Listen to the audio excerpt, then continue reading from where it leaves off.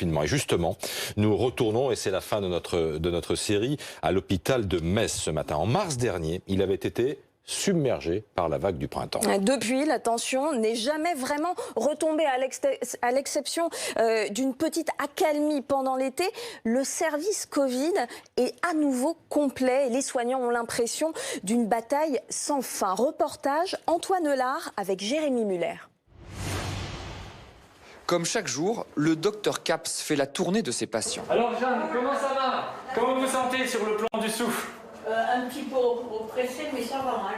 Dans cette chambre, une femme de 78 ans, hospitalisée depuis 10 jours pour Covid.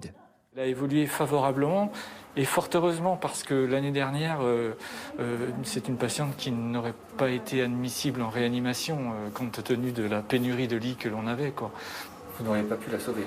Je pense que non. Depuis un an, la prise en charge s'est améliorée, mais il faut faire face à un autre problème.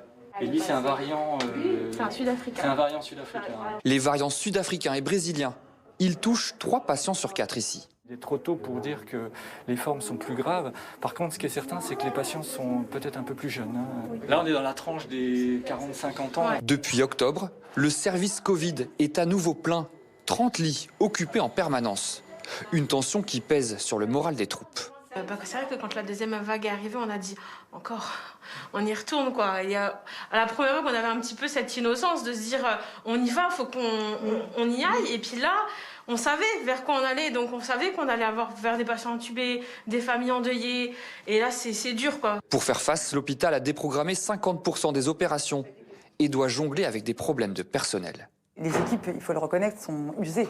Il y a une fatigue qui s'accumule. On a été confrontés aussi à une vague de départ de professionnels qui, après la première vague, se sont rendus compte que finalement, c'est peut-être plus ce qu'ils avaient envie de faire. Les soignants espèrent désormais une accélération de la vaccination.